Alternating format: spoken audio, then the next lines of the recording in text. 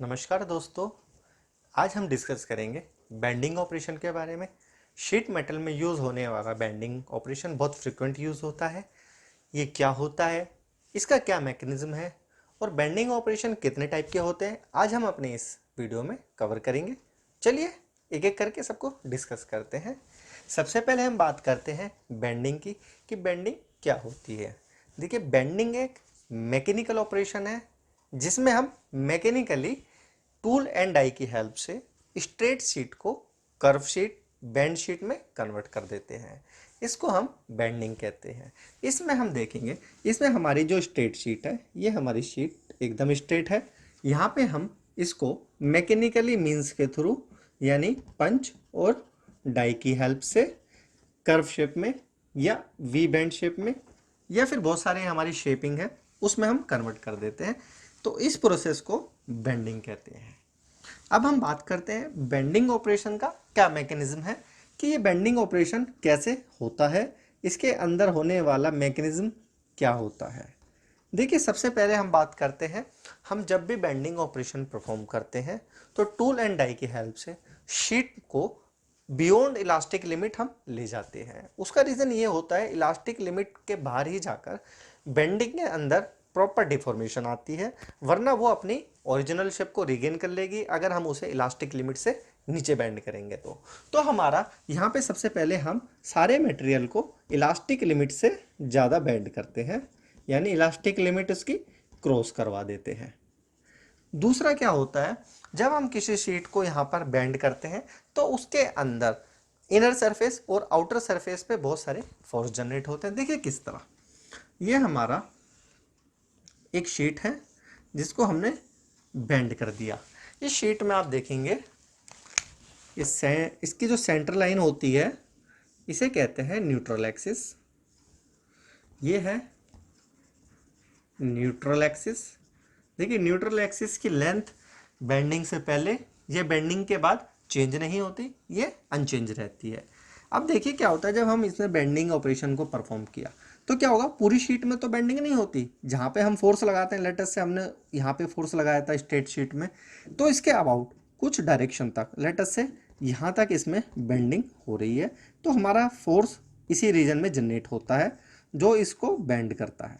तो इसमें क्या होता है, देखिए दोस्तों, अंदर की तरफ ये जो एरिया है ये वाला, यहाँ पे तो कंप्रेशन होती है, यानी ये हमारा है एरिया अंडर कंप्रेशन। यहाँ पे कंप्रेस होती है, क्योंकि आप देखेंगे जो इसकी लेंथ है पहले इतनी थी, अब वो लेंथ इसकी इतनी हो गई है, तो यानी वो लेंथ दब गई है, कंप्रेस हो गई है, इसलिए जो एरिया होता है ये एरिया अंडर कंप्रेशन कहलाता है। बात करते हैं इस एरिया की।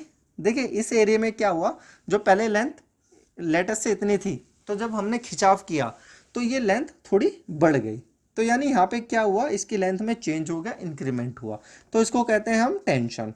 तो यहाँ पे एरिया अंडर टेंशन डेवलप होता है, यानी यहाँ पे जितना भी एरिया है उसके अंदर टेंशन होता है, खिंचाव होता है बाहर की तरफ। और आप ये देखेंगे, जिस भी एरिया तक ये इफेक्ट करता है अपने बेंडिंग को, ये इससे जो एंगल बनता है ये थीटा, इसे कहते हैं बेंडिंग एंगल। ये है हमारा बेंडिंग एंगल। तो आप देख रहे हैं दोस्तों, आपने यहाँ पर तीन चीज़ देखी, अंदर के एरिया में कंप्रेशन होता है, बाहर के एरिया में टेंशन होती है, इसका एक एंगल बनता है, और न्यूट्रल एक्सिस अनचेंज रहता है, जिसकी जो लेंथ पहले थी वो लेंथ अभी भी है, बेंड होने के बाद भी।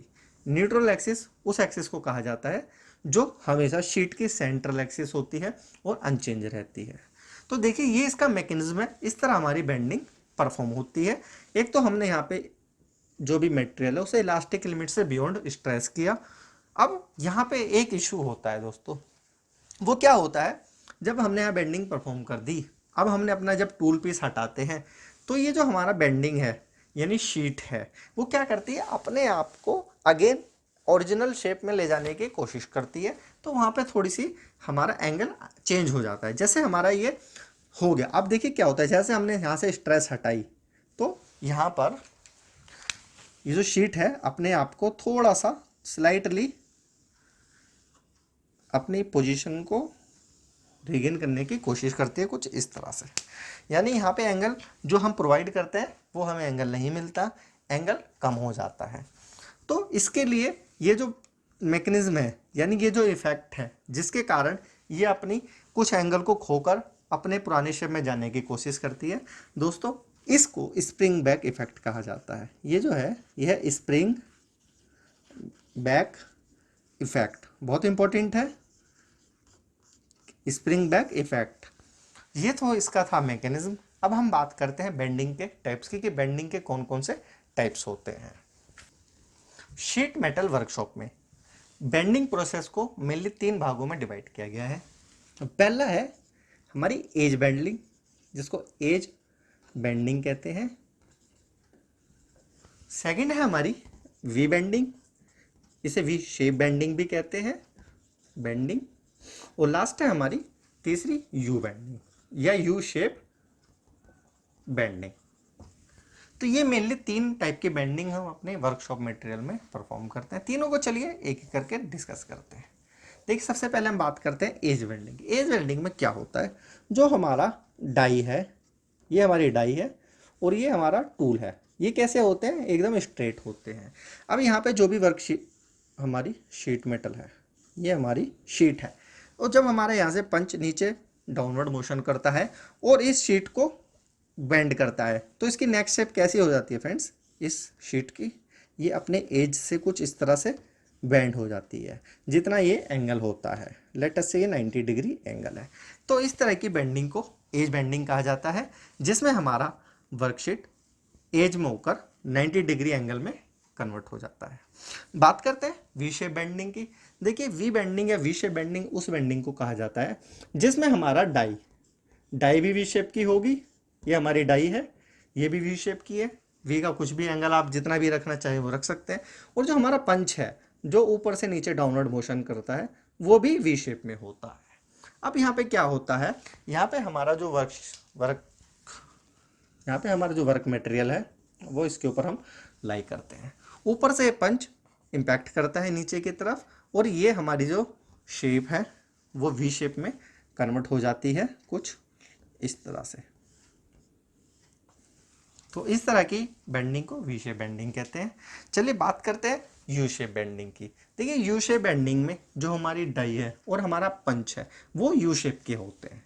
जैसे कि ये हमारा पंच है, ये पंच हमारा कैसा है, यू शेप का है, और नीचे जो हमारी डाई है उसका पैटर्न भी यू शेप का होगा। ये डाई है, ये पंच है। अब जो हमारा वर्क मटेरियल है जिसे हम शीट भी कहते हैं, जब इस पे ये इम्पैक्ट करता है तो इसकी शेप को कुछ इसके अंदर की शेप में कन्वर्ट कर देता है कुछ इस तरह से। तो ये एक यू शेप बैंड क्रिएट करता है, इसी को हम यू शेप बैंडिंग कहते हैं। ये मेनली 3 टाइप के प्रोसेस थे। Thank you for watching. More updated video के लिए आप हमारे चैनल मैकेनिकल नेक्सस को सब्सक्राइब कर सकते हैं।